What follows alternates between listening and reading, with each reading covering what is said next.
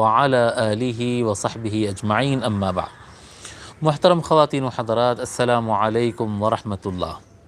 اللہ تبارک و تعالیٰ کا یہ فضل و احسان ہے کہ اس نے ہمیں دوبارہ مطالعہ قرآن کے سلسلے کو شروع کرنے کی توفیق عطا فرمائی۔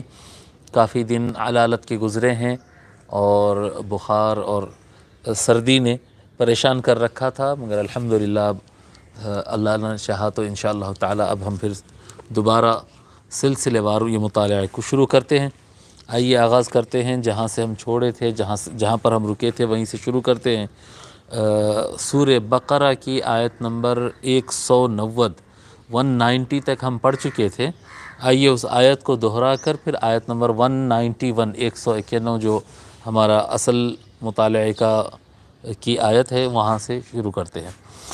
اعوذ باللہ من الشیطان الرجیم، بسم اللہ الرحمن الرحیم۔ وَقَاتِلُوا فِي سَبِيلِ اللَّهِ الَّذِينَ يُقَاتِلُونَكُمْ وَلَا تَعْتَدُوا إِنَّ اللَّهَ لَا يُحِبُّ الْمُعْتَدِينَ۔ اللہ تبارک و تعالیٰ کا ارشاد مبارک ہے، وَقَاتِلُوا فِي سَبِيلِ اللَّهِ، اور اللہ کی راہ میں جنگ کرو، الَّذِينَ يُقَاتِلُونَكُمْ، ان افراد سے جو تم سے جنگ کرتے ہو۔ جو افراد تم سے جنگ کرتے ہو، تم کو قتل کرنا اور ختم کرنا چاہتے ہو، تم ان سے اللہ کی راہ میں تم جنگ کرو۔ تو یہاں پر اسلام ایک بنیادی بات یہ بتا دیا ہے کہ اسلام دفاعی لڑائی کا قائل ہے۔ ہجومی لڑائی یعنی اٹیک کرنا کسی پر، یہ اسلام کا شیوا نہیں ہے۔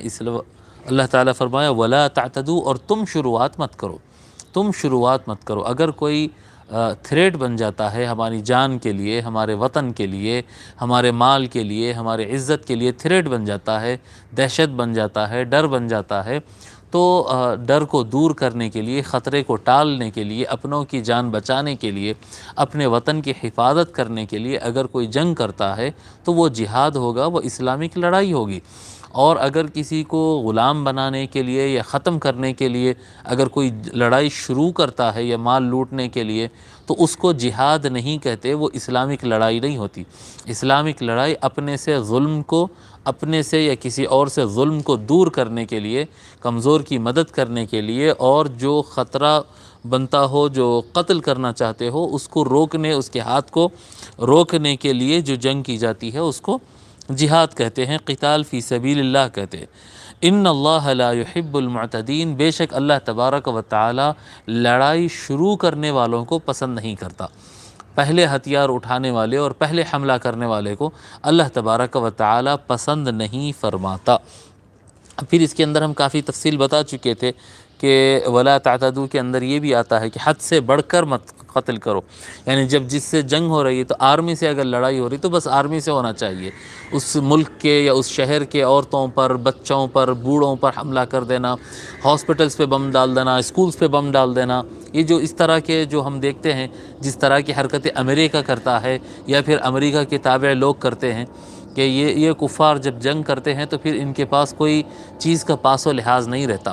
وہ جب میدان میں فائٹ آمنا سامنا آرمی سے نہیں کر سکتے ہیں تو بیچ شہر میں لاتے ہیں ایک بڑا بم، بڑے بڑے ان کے F-16 اور F-15 تو بڑے بڑے ان کے فلائٹس بنے ہوئے ہیں، جیٹس ہے، فائٹر جیٹس ہیں ان کے، اور B-52 بومبرز ہے، بڑے بڑے جہاز ہیں جو کئی کلومیٹر اوپر آسمان میں آتے ہیں، اور بڑے بڑے بم سٹیز کے اندر اور اسکولز پر اور ہاسپٹلز پر، شادی خانوں پر، گھروں پر، بلڈنگ پر بم ڈالتے ہیں اور نکل کر چلے جاتے ہیں۔ امریکہ اور اسرائیل اور اس طرح کے یہ ملک بہت زیادہ اس طرح سے، برٹش اور فرانس نے بھی یہ کام کیا ہے۔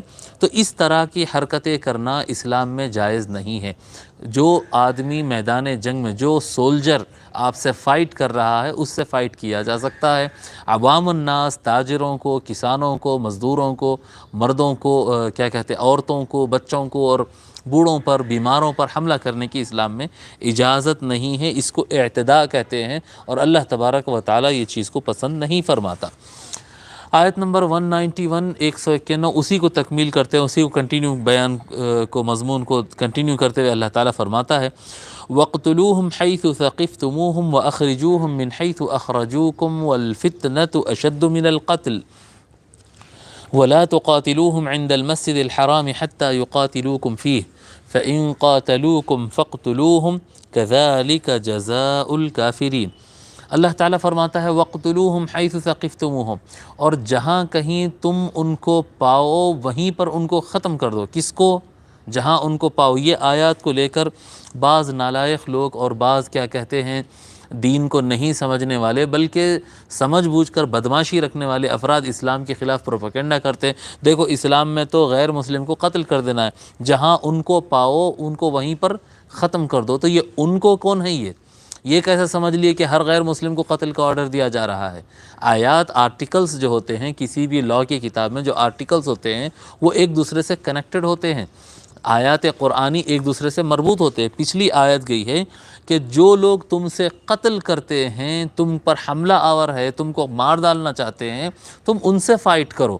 اور جب ان سے فائٹ ہو رہی ہے تو اللہ تعالیٰ فرما رہا ہے وَقْتُلُوهُمْ حَيْثُ ثَقِفْتُمُوهُمْ، اللہ تعالیٰ فرماتا ہے جہاں ان کو پاؤ، یعنی دشمن تم پر حملہ آور ہو رہا ہے، تم ان سے فائٹ کرتے، تم کو دشمن جہاں نظر آ جائے، جو قتل کرنا چاہتا، مارنا چاہتا، جی تمہارے وطن کو لوٹنا چاہتا ہے، وہ اس کو تم جہاں پاؤ اس کو ختم کر دو۔ یہ جنگ کی سچویشن میں ہے جی یہ پرامن حالات میں کوئی بازار میں جا رہا ہو، کوئی اپنے عبادت گاہ میں عبادت کر رہا ہو اور اچانک بازار میں بم لگا کے اڑا دینے کی بات نہیں ہے۔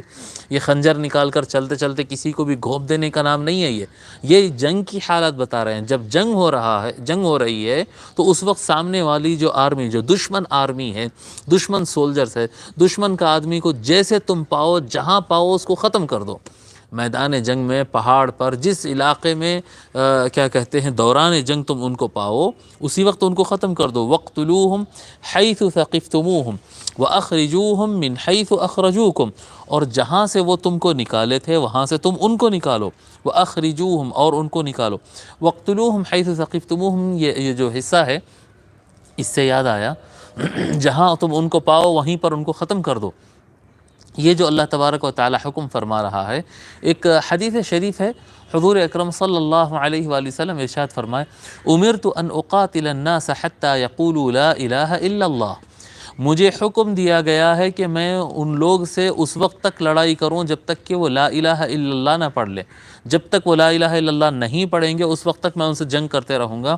جب وہ لا الہ الا اللہ فاذا قالوها عصموا منی دماءهم واموالهم او کما قال علیہ الصلاۃ والسلام، جی جب وہ لا الہ الا اللہ پڑھ لیں گے تب ان کا جو ہے خون اور مال ہم جو ہے معاف کر دیں گے اور ان کو قتل نہیں کریں گے اور ان کی جان کو بخش دیں گے۔ یہ حدیث شریف کو لے کر بھی بہت زیادہ کیا کہتے ہیں اسلام دشمن لوگ اسلام کی شبیہ بگاڑنے، بگڑی ہوئی بتانے کی کوشش کرتے ہیں۔ دیکھو لوگ سے اس وقت تک لڑائی کرتے رہو جب تک کہ وہ کلمہ نہ پڑھ لیں، اگر وہ کلمہ پڑھے تو ہی ان کی جان چھوڑنا ہے، ورنہ اس وقت تک ان کو مارتے رہنا ہے۔ یہ اسلامک آرڈر ہے۔ میرے پاشا مسئلہ یہ ہے کہ سرکار صلی اللہ علیہ وآلہ وسلم کس ضمن میں بتائے ہیں وہ، جی کس ضمن میں بتائے ہیں؟ جو افراد ان سے جنگ کر رہے تھے ان سے اللہ تعالیٰ نے ان کو لڑنے کا حکم دیا تھا، وہ اس ضمن میں ہے۔ کوئی بھی پیراگراف کو، کوئی بھی سینٹنس اس کو جو آؤٹ آف کانٹیکسٹ جو ہے اس کو لے لینا اور آگے کیا بات ہوئی تھی سیاق اور سباق کو چھوڑ کر بیچ میں سے ایک لائن کو نکال لے کر اس کا معنی لینا، یہ منافقوں کے اور جاہلوں کی علامت ہے۔ یہ ان کے دلوں میں گندگی ہے۔ اس طرح کی بات کرنے والے افراد جو اسلام کے خلاف بات کرتے ہیں ان کے دلوں میں گندگی ہے، منافقت ہے۔ مسلمانوں کے بھی ایک قصور ہے کہ وہ تعلیم برابر حاصل نہیں کرتے اور صحیح بات کو پرچار نہیں کر سکتے ہیں، جی پرچار نہیں کر سکتے۔ یہ جیسے آیت ہے وَقْتُلُوهُمْ حَيْثُ ثَقِفْتُمُوهُمْ، جہاں ان کو پاؤ ختم کر دو۔ کس کو پاؤ؟ دشمن کی آرمی کو۔ دشمن جو آپس سے جنگ کی حالت میں، جنگ کے سچویشن میں دشمن کا آدمی جہاں ملا اس کو ختم کرنا، یہی تو ہوتا ہے، اسی کو تو جنگ کہتے ہیں، اسی کو تو جنگ کہتے ہیں۔ اور امرت ان اقاتل الناس سے مراد اہل مکہ ہے، اہل مکہ ہے، یعنی ابو سفیان ہے اور ان کے جو ساتھی جو بچ گئے تھے فتح مکہ کے تک اور صلح الحدیبیہ اور فتح مکہ تک جو تھے، ان سے اللہ کے رسول صلی اللہ علیہ وآلہ وسلم کو حکم دیا گیا تھا کہ ان سے بس جنگ کرو یہاں تک کہ وہ لا الہ الا اللہ پڑھ لیں یا پھر مکہ چھوڑ کر چلے جائیں۔ دو ہے نا یہاں پر وَقْتُلُوهُمْ حَيْثُ ثَقِفْتُمُوهُمْ وَأَخْرِجُوهُمْ مِنْ حَيْثُ أَخْرَجُوكُمْ، جہاں تم ان کو پاؤ ان کو قتل کر دو، ختم کر دو، اور ان کو اسی طرح نکال دو جس طرح سے وہ تم کو نکالے تھے۔ وَأَخْرِجُوهُمْ اور ان کو نکالو من حیث اخرجوکم اس مقام سے جس مقام سے وہ تم کو نکالے تھے۔ مسلمانوں پر اتنا زیادہ ظلم کیے تھے کہ ان کو اپنا گھر بار کاروبار خاندان سب کچھ چھوڑ کر راتوں رات اپنی جان بچا کر مکے سے نکل کر مدینہ شریف جانا پڑا۔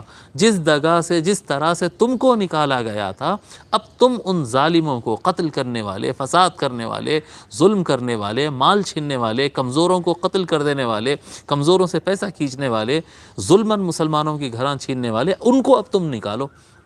اور حضور صلی اللہ علیہ وآلہ وسلم نکالے۔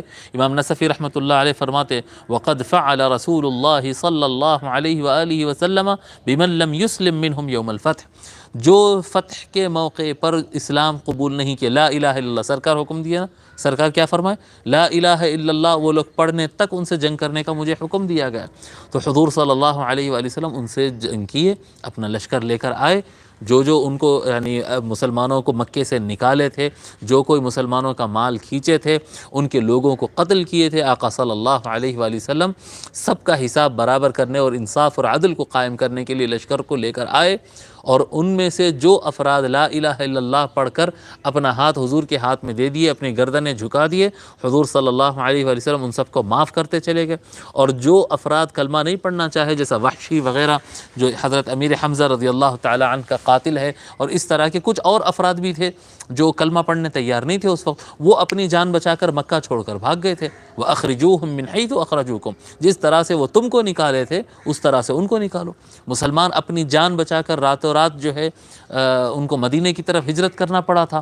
جی پھر جب اللہ کے رسول صلی اللہ علیہ وسلم عدل قائم کرے تو جتنے ظالم تھے، قاتل تھے، خونی تھے، جی کیا کہتے ہیں، مسلمانوں پر ظلم کرنے والے تھے، کمزوروں پر ظلم کرنے والے تھے، ان کو بھی اپنی جان بچا کر راتوں رات بھاگنا پڑا۔ جو کلمہ پڑا وہ بچ گیا، وَأَخْرِجُوهُم مِّنْ حَيْثُ أَخْرَجُوكُمْ، جو کلمہ پڑا اس کی جان بخش دی گئی، اور جو کلمہ نہیں پڑھنا چاہیے تھا ان کو مکے سے نکال دیا گیا۔ وَالْفِتْنَةُ أَشَدُّ مِنَ الْقَتْلِ، یہ عدل ہے، یہ عدل ہے۔ یعنی آپ اس طرح سے کہہ سکتے ہیں کہ جو حضرات بھی کسی ہتھیار نہیں اٹھانے والے پر کوئی شر پسند نہ ہو، کوئی جرم معصوم انسان ہو، بے گناہ انسان ہو، اس کے اوپر اگر کوئی ظلم کرتا ہے تو وہ ظالم کو سزا دینا ظلم نہیں ہوتا ہے، وہ عین انصاف ہوتا ہے۔ جی وہ عین انصاف ہوتا ہے۔ اللہ تبارک و تعالی فرماتا ہے وَالْفِتْنَةُ أَشَدُّ مِنَ الْقَتْلِ، اور فتنہ اور فساد، لڑائی لگانا اور جھگڑے کرنا اور ظلم کرنا اور لوگوں کو پریشانیوں میں جھگڑوں میں مبتلا کرنا، اشد من القتل، یہ قتل سے زیادہ بڑا گناہ ہے، یہ زیادہ شدید ہے، یہ زیادہ تکلیف دہ ہے۔ جی آج جن کو قتل کرنے اور ختم کرنے کا حکم دیا جا رہا ہے تو ایسا نہیں کہ ان کو سزا بہت بڑی دے دی جا رہی ہے، نہیں، ان کے گناہ تو قتل سے بھی زیادہ شدید تھے۔ جو انہوں نے ٹارچر جو کیا ہے کمزور لوگوں کو اور عورتوں کو اور بچوں کو اور بوڑھوں کو، جس طرح سے انہوں نے ٹارچر کیا ہے وہ اور زیادہ ہے۔ وَالْفِتْنَةُ أَشَدُّ مِنَ الْقَتْلِ، اور فتنہ اور فساد یہ قتل سے بھی بڑھ کر گناہ ہے اور زیادہ شدید ہے۔ وَلَا تُقَاتِلُوهُمْ عِنْدَ الْمَسْجِدِ الْحَرَامِ حَتَّى يُقَاتِلُوكُمْ فِيهِ، اور اللہ تعالیٰ فرماتا ہے اور ان سے، یعنی ان دشمنوں سے اور کیا کہتے ہیں دشمنان اسلام سے اور ظالموں سے تم مسجد حرام کے نزدیک مت لڑا کرو۔ وَلَا تُقَاتِلُوهُمْ عِنْدَ الْمَسْجِدِ الْحَرَامِ، اور ان سے مت لڑائی کرو، ان سے جنگ مت کرو، عند المسجد الحرام، مسجد حرام کے پاس میں، یعنی مکہ مکرمہ ہے، کعبۃ اللہ ہے، اس کے اطراف مسجد حرام ہے اور حدود حرم ہے، جیسا کہ امام نصفی رحمۃ اللہ علیہ فرماتے ہیں حدود حرم، یعنی مکہ سٹی کے اندر سارا علاقہ حرم کا ہوتا ہے، تو مسجد حرام اور حرم کے پاس ان سے تم لڑائی ہرگز مت کرو، وہاں پر تلوار نہیں نکالنا۔ اسی لیے تو حضور اکرم صلی اللہ علیہ وآلہ وسلم بڑے لشکر کو پوری قوت کے ساتھ لے کر داخل ہوئے تھے تاکہ لڑائی کی نوبت ہی نہ آئے۔ پہلے ان کو اطلاع کر دیے تھے اور یہ اعلان ہو چکا تھا جو گھر سے نہیں نکلے گا اس کا خون نہیں بہایا جائے گا، وہ امن میں رہے گا، وہ امن میں رہے گا، وہ امن میں رہے گا، بہت سارے ان کو چانسز دیے اور بڑا لشکر لے کر آئے تاکہ، یعنی چھوٹا لشکر اگر ہو تو کوئی تیار ہو نا اس سے لڑنے کے لیے، اتنا بڑا لشکر لے کر آئے کہ وہ لڑنے کا سوچنا ہی نہیں، خون نہ بہایا جائے۔ وَلَا تُقَاتِلُوهُمْ عِنْدَ الْمَسْجِدِ الْحَرَامِ، اور ان سے تم جنگ اس وقت مسجد حرام کے نزدیک نہ کرو، حَتَّى يُقَاتِلُوكُمْ فِيهِ، یہاں تک کہ وہ لوگ تم سے لڑائی نہ شروع کر دیں۔ ہاں اگر تم لشکر لے کر آئے ہو اور تم خون بہانا نہیں چاہتے، لیکن اگر وہ حملہ آور ہو گئے، جیسا کہ فتح مکہ کے وقت ہوا، فتح مکہ کے وقت پر جو ہے کچھ افراد تلوار نکال دیے. حضور صلی اللہ علیہ وسلم تو فرما دیے تھے کہ ہم کیا کہتے ہیں اپنے اپنے گھروں میں رک جاؤ، کسی کا خون نہیں بہایا جائے گا. لیکن اس کے باوجود کچھ افراد تلوار لے کر آگے بڑھے اور مسلمان لشکر کے اوپر حملہ کر دیے اور ان کو زخمی کرنا شروع کر دیے. تو مسجد حرام کے پاس ہونے کے باوجود پھر ان کو حضور صلی اللہ علیہ وسلم ختم کرنے کا حکم دیے اور وہ چند نوجوانوں کو قتل کر دیا گیا اور ان کو ختم کر دیا گیا. حتیٰ یقاتلوکم فی، مسجد حرام کے پاس ان سے جنگ نہ کرو یہاں تک کہ جنگ کی شروعات وہ لوگ نہ کریں. اگر وہ جنگ کرتے ہیں تو تب ان سے فَإِن قَاتَلُوكُمْ فَاقْتُلُوهُمْ، پس اگر وہ تم سے وہاں پر وہ لوگ جنگ کریں تو تم بھی پھر ان سے جنگ کرو. كَذَلِكَ جَزَاءُ الْكَافِرِينَ، اسی طرح سے کافروں کی سزا ہے. کافروں کو اسی طرح سے سزا دیا جاتا ہے کہ جب وہ قتل کرنے ہتھیار اٹھا لیں تو پھر اسلام بھی جو ہے وہ کیا کہتے ہیں ظلم سہنے کا نام نہیں ہے. اسلام میں نہ ظلم کرنے کی اجازت ہے نہ ظلم سہنے کی اجازت ہے. پھر عدل قائم کرنے کے لیے جو ظالم ہوگا، جو قاتل ہوگا، جو غاصب ہوگا، جو مجرم ہوگا، اس مجرم کو برابر سزا دی جائے گی.